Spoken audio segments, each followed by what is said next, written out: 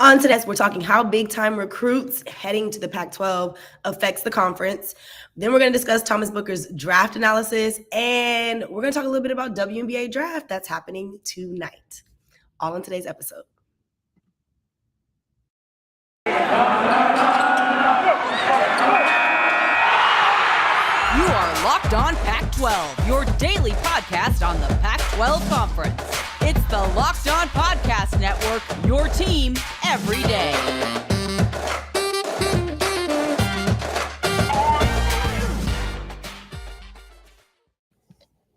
Welcome to another episode of Locked On Pac-12 podcast, where we are giving you everything you need to know about the Conference of Champions. Thank you so much for making today's episode your first listen every day. I'm your host, Cindy Robinson, former Pac-12 student athlete. And joining me is Spencer McLaughlin, my lovely co-host. Spencer, we have a lot to talk about today, and we're starting things off with recruiting. One of the big things that we've been talking about is Oregon's recruiting and what to expect from them with the new head coach and all of that. And they're already showing that they're going to be a force to be reckoned with when it comes to the recruiting trail. Getting Josh Conerly Jr. to commit to the Ducks. Huge recruit, very big. I do want to talk about a little bit about, that him coming to Oregon, but more importantly, what that means for the Pac-12. I think one of the things we've been discussing heavily is getting coaches like Lincoln Riley coming to the Pac-12 is going to attract some big recruits that will maybe attract more attention for the Pac-12. So I want to dive deeper into that with you today. Yeah, so Conerly is a five-star offensive lineman out of Rainier Beach in Washington, and he had a lot of big-time schools coming after him. He's a top 20 recruit in the class of 2022. This is not a 2023 guy. He was really the biggest fish left in the pond for someone to pull out of the water, so to speak, in the class of 2022.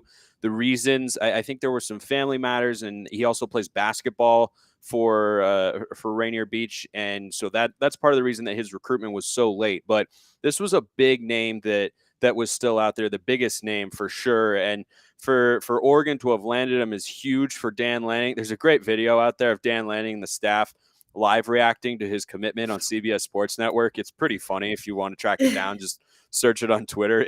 Lanning is all fired up and everyone's excited, but Lanning gets like right up into the camera and is just he's like a kid in a candy store. And so I think that's a really good sign for the Ducks. And he's a big-time player. Oregon's actually had a couple of offensive line transfers recently. So from a depth perspective, it's important. But most importantly, this is a West Coast kid. And the Pac-12, if they want to get back to where they want to be in terms of football nationally, getting back to the college football playoff and having multiple perennial top 25 teams rather than just Oregon and Utah, as it's been for the last couple of years. A couple of teams have gone in and out, but at the end of the year, there haven't been a great number of Pac-12 teams that are in the top 25 contending for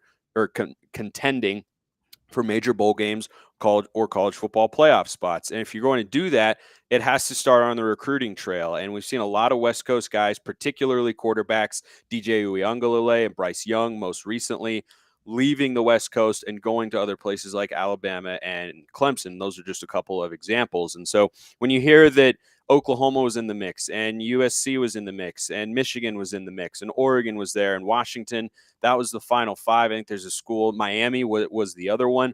When you hear that he's wanting to stay home on the West Coast, and he said that he was between Oregon and USC, that he was either going to go to Eugene, and it was tough picking between there and LA, that being the Trojans, of course, with Lincoln Riley.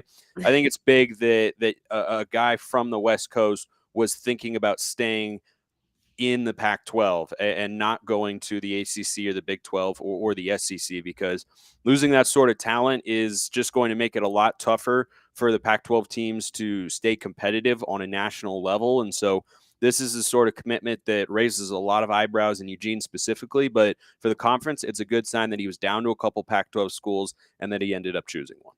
Yeah, some may have an issue with it being kind of the same rotation of Pac-12 schools, but at this point, I'm looking at it like, let's fight one battle at a time, and one of that is at least we're retaining them, right? Like at least we're attracting them, we're keeping them somehow, even if it is just the same 2-3 schools.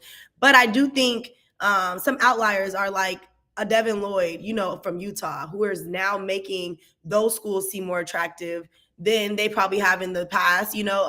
People can look at a school like Utah and see like, oh, I have an opportunity to come into a system and probably start earlier than when I would be able to go to like a USC or Oregon. It's a system that's actually winning championships, and being in the mix, and they're turning out NFL caliber talent. So as the Pac-12 gets more attention from those other schools like Utah and the smaller schools or whatever can start to shine as well, because you also want to play against good competition so that your school can be considered good competition, right? Yeah. And that's something that Lincoln Riley, hopefully from a conference perspective, will bring to the Trojans, is revitalizing that brand, because though Oregon has become, the premier recruiting destination on the West Coast in the Pac-12 the last several years. They've led the conference in their Pac-12 or in the recruiting class ranking each of the last 4 seasons now. Conerly is their highest rated recruit in the class of 2022. USC is probably still the biggest overall brand. It's just, kind of dormant, right? I won't say it's completely dead, because they were able to attract USC, who's one of the premier minds in college football, particularly in the offensive side of the ball. But, Oregon has kind of filled the void that USC left. I think they've done a very good job of that. And, they brought in Kayvon Thibodeau, number 1 overall recruit in the class of 2019. And 2021's class was the number 6 class nationally. So I think that they've stepped in to become the number 1 team on the West Coast. But if you want to be a conference that contends for national championships, you have to have teams that will push each other, right? It's no different than an open, honest quarterback battle. And some Pac-12 schools are having that right now and others are not. But in order for one guy to reach his full potential, he has to be pushed by the guy behind him, or else he's not going to have that drive, that hunger to, or that desire or need to get to the level where he wants to go. And so it's the same sort of deal in recruiting, right? Is Oregon is there and everyone is looking up at them from a recruiting perspective. And now USC is going to come, and then that's going to push UCLA to maybe be a little bit tougher on the recruiting trail and try to get some more big names and such. And they've been in on a couple of big time quarterback recruits and prospects writ large. So I think that it's an encouraging sign, but there's still a lot of work to be done in terms of getting teams back to, a place where the Pac-12 can have 4 or 5 teams in the top 25 consistently throughout the year. I think Stanford bringing in a top 20 recruiting class this year. They were number 1 in the conference until Oregon overtook them with this Conerly announcement. But I think that's all encouraging, but there's still a long way to go. It's the pure definition of iron sharpen irons, very much. Yes, that is 100% correct. And I think it also helps when it's not just one, right? It's kind of felt from a recruiting perspective in the last several years, it's Oregon is up here, and then everyone else is a level below. No one's been able to match that. But now you see Stanford in the top 20. USC is going to, you would think, be able to bring in some high-level recruits and some really good-looking classes. Arizona's into the top 25 this year in their recruiting rankings. So teams are starting to level up a little bit, which is good, because when you have one great team, it can kind of feel like, oh, it's Oregon and everybody else. But now I think that, with the increased recruiting importance that these teams have clearly put on their programs and the way that they're stressing it and seeing the success that Oregon has had with it, I think they're starting to want to reach that level. And that's a really good thing for the conference. All right. Well, coming up next, just what Spencer was talking about, Stanford, we're going to take a look at one of Stanford's former players, Thomas Booker, and give you a little bit of his draft analysis. All right, guys, it's that time of year that most people have pretty much given up on their New Year's resolutions. And usually it's one of those, I was going to eat healthy, but I want to eat this still, or I'm trying to lose weight and I can't eat healthy. Well, Built Bar is making all of that easier to stick with, okay? Built Bar is a protein bar that tastes like a candy bar, and you cannot go wrong here. They have these things called puffs, and they're the first ever protein-infused marshmallow. They're fluffy, they're marshmallowy, they're not just a protein bar, they're a treat. And the best part is Built Bars are covered in 100% real chocolate. That's right. 100% real chocolate. So that's low calories, low sugar, low carbs, but high in protein. Honestly, all the good stuff of a candy bar without all the negative guilt that you have to deal with from having one. Best part about Built Bars, They come in so many different flavors, something for everyone. Mint brownie, coconut almond, white chocolate, cookies and cream, and so much more. I know Spencer's favorite is mint brownie. Can't stop talking about it. Go ahead and head to built.com and use the promo code LOCKED15 and get 15% off your order. That's promo code LOCKED15 for 15% off at built.com. Shout out to you listeners for making Locked On Pac-12 podcast your first listen every day. We are free and available on all platforms. All right, Spencer. So we've been doing this NFL draft analysis segment, and I love it because we're taking a look at, the different Pac-12 players that will probably either go in the first few rounds of the NFL draft, if not the first round.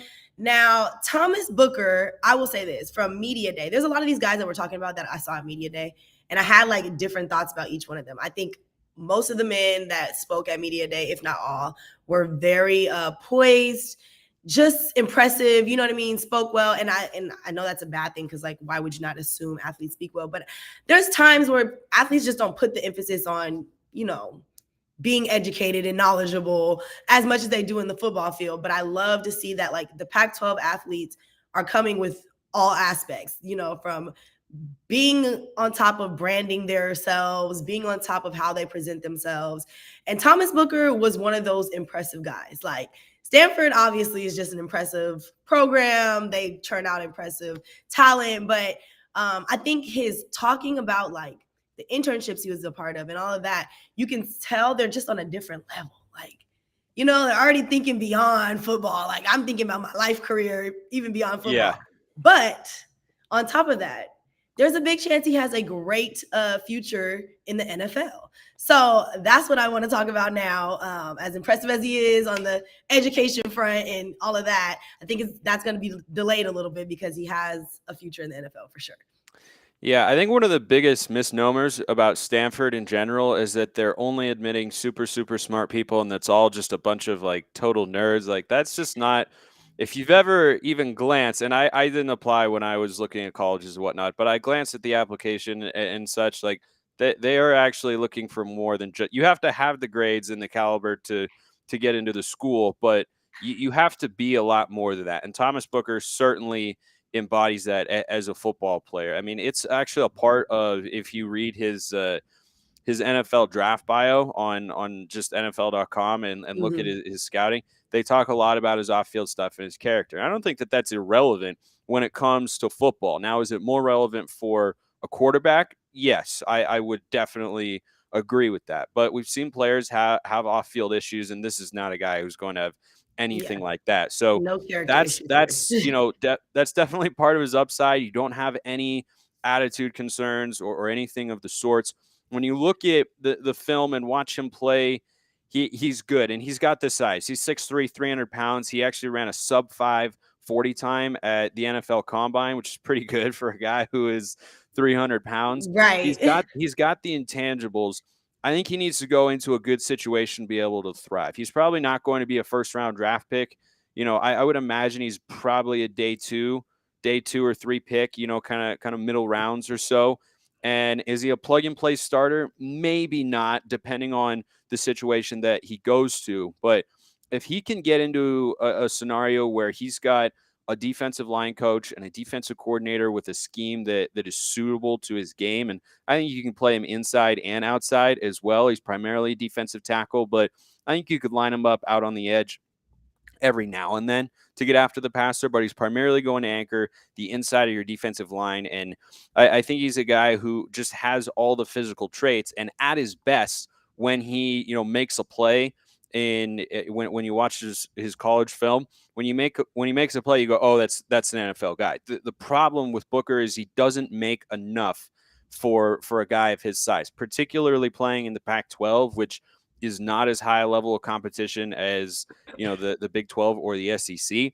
It's more comparable to the ACC, I think, but particularly in the trenches, the Pac-12 has not been amazingly strong over the last several years. Again, really outside of Oregon, which has sent a bunch of offensive linemen or Mario Cristobal to the NFL. But Booker's a guy who has a decently high ceiling. I don't think it's, sky high and he could be an all-pro caliber player, but does he have the potential to be a starter in the NFL? He does. I think he just has to find the right situation and, the teammates around him and the scheme and the coaching that he's able to get. If he can find the right situation, he can be a rock solid player, maybe even better in the NFL. And a lot of times what carries players into a longer career in the NFL is what they bring off the field, right? Like what they're bringing in the meeting room, their leadership skills, their just their character overall, and like the type of presence they bring to that locker room.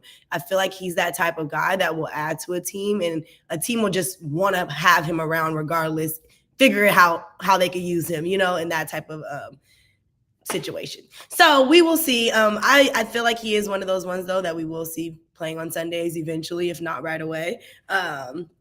And yeah, I feel like we have been hitting on some defensive people. We've hit on some offensive people. I'm trying to think of next. I think we might have to hit on some running backs next because got to get into that position. I feel like we have quite a few running backs entering the NFL draft from multiple different schools that are worth discussing, putting out there. So we'll continue this rolling.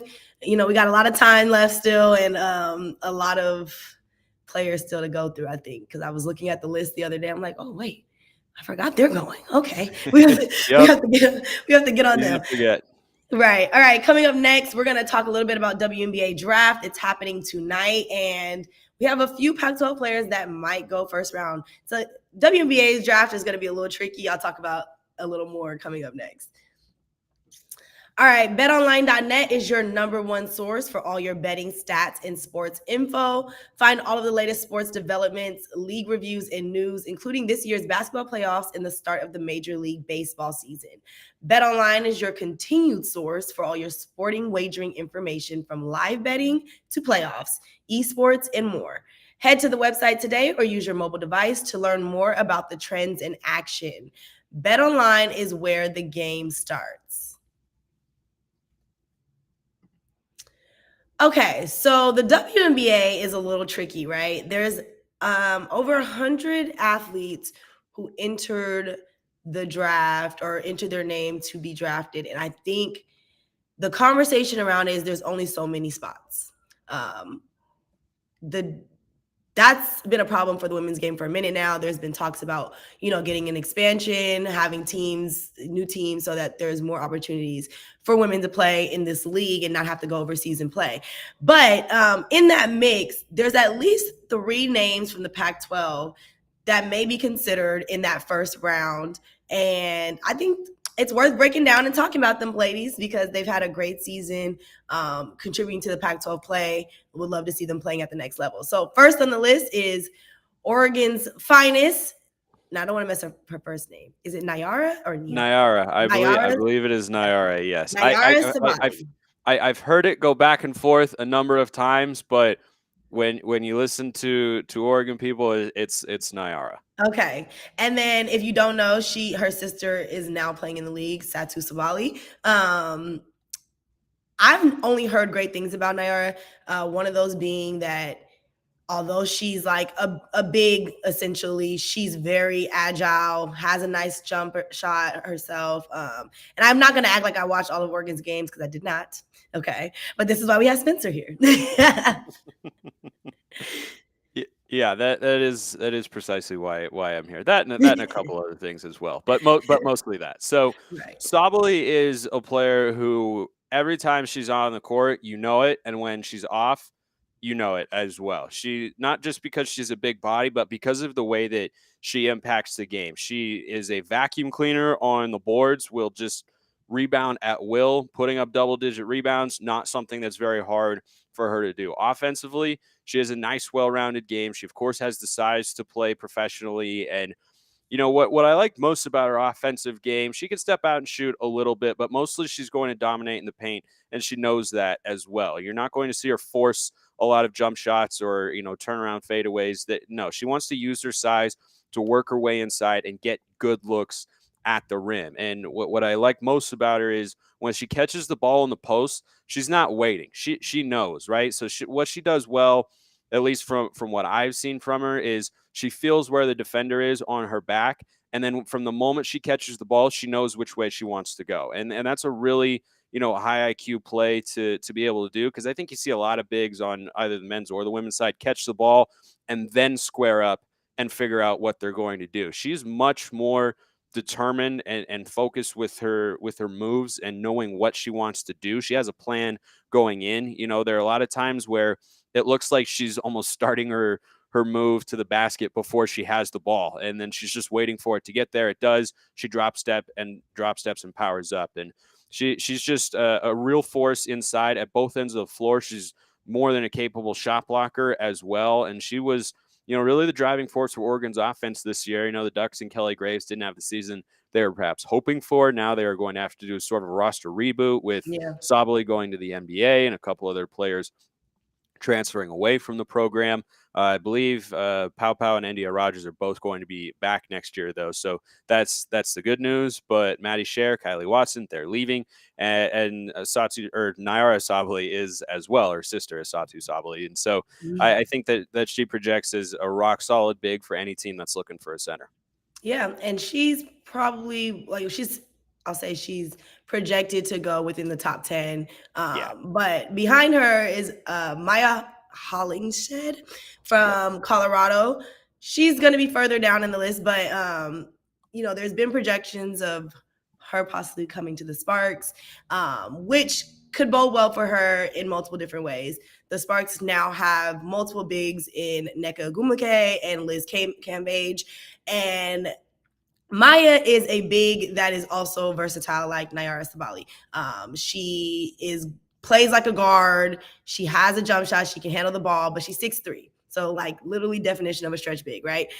You can use her in multiple ways. And so that would be a compliment and would make the Sparks a huge team to go up against. If you already have your two bigs and then you're using another big as a guard position, like that will put them over the top.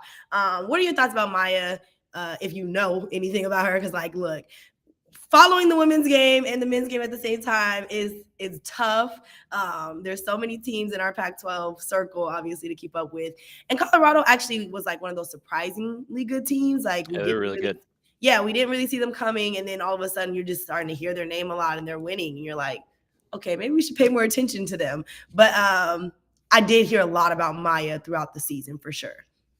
Yeah, so I actually have seen her play in person, Cindy, because my other job is I do the TV play-by-play for Southern Utah University, and Colorado actually came in right when they had cracked the top 25 for the first time in quite a while under J.R. Payne, who's a former Southern Utah University head women's basketball coach, by the way, who's done awesome things with that program up there in Boulder. And Hollingshead, another player who you know when she's on the court, but when you watch her run the floor, that's when you realize what you're talking about, that she's a stretch big. She is an athlete out there, and not just, a super raw prospect who doesn't know how to use it. I think her game could get a little bit more refined as she gets some coaching at the professional level, and that will help her. But she's someone who's proven that she's more than just her physical traits and an athlete. She was an all Pac-12 performer her senior year, and then this past year, her fifth year, she upped all of her numbers and blocks and rebounds and points per game. She's an efficient scorer. She can score inside out.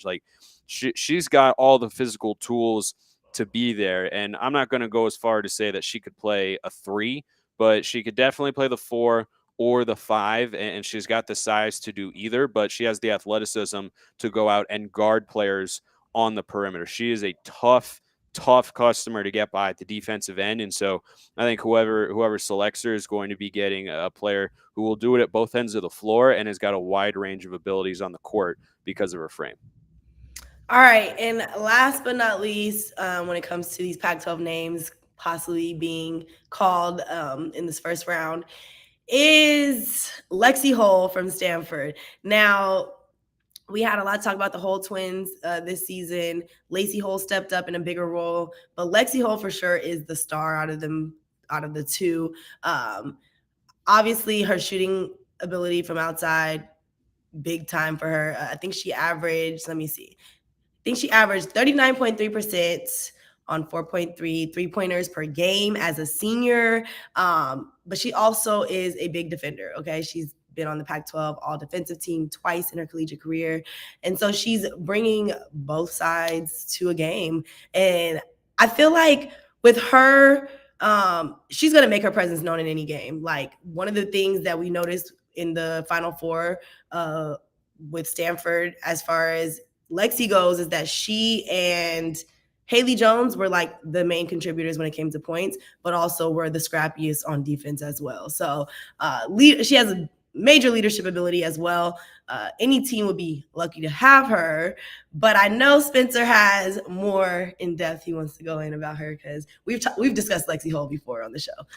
Yeah, so I think with Lexi Hull, like, you see the shooting, you see the ball handling, like all that stuff, it's there. But the number one thing that stands out when I watch her, she's just a competitor, man. I mean, she is out there on the court, and she does not tone down the intensity level. And you see that with the multiple All Pac-12 defensive team selections. Those are, if you get an all defensive team selection, that's not just a physical gifts thing. That's a mindset sort of thing, right? Is offensively minded players who struggle at the defensive end, they just don't have that same gear. It's just a different way of approaching the game. And she has the offensive tools to succeed and score. Obviously, she shoots it very well from distance, almost 40% this past year. So there's no questions there. But I think her biggest attribute is just her competitive nature. She's into it at the defensive end, whether she misses a couple shots or not. Some players, professionally, you see their defensive effort kind of start to wane if the offensive game isn't there because they're discouraged. That's not Lexi Hull. If she's 1 of 10 from the floor, she's still going to give you intensity at the defensive end. I think that's perhaps her greatest attribute that any team that drafts her is going to get, is someone who, for every minute that you put her on the court, she's going to compete and give it her all, because that's just the way that she's wired. All right. Okay, well, make sure you guys tune into the WNBA draft. It is going to be on ESPN, 7 Eastern on tonight. So, yeah, make sure you check it out. That was a shameless plug for my other employer, but it's okay. I can do that. Other than that, we will discuss, once the WNBA draft happens, we'll discuss like some of the, the players that actually got their names called, and et cetera, the teams they're going to. But yeah, thank you so much, Spencer, for another great episode, breaking down everything for us and being like the best analyst ever. And you guys can check out Spencer on Locked On Ducks, Monday through Friday when he's not here, hosting with me. He's giving you everything you need to know about the Ducks on YouTube and wherever you get your podcasts. So go ahead, make sure you like, comment, and subscribe to Locked On Ducks, Locked On Pac-12 Podcasts. Don't want to miss out there. You can also follow along on Twitter at LO_Pac12 and at Locked On Ducks. And then Spencer's personal handle is at Smalls_55. And then mine is at _Cindy Robinson. Thank you so much for making Locked On Pac-12 podcast your first listen every day. Go ahead and make your second listen Locked On Ducks. And then your third listen, Locked On NFL Draft. Ryan Tracy and former NFL cornerback Eric Crocker bring the NFL draft to life every day with insight and analysis on college football prospects and NFL front offices. It's free and available wherever you get your podcasts. Other than that, make sure you all continue to stay locked on Pac-12 on the Locked On Network.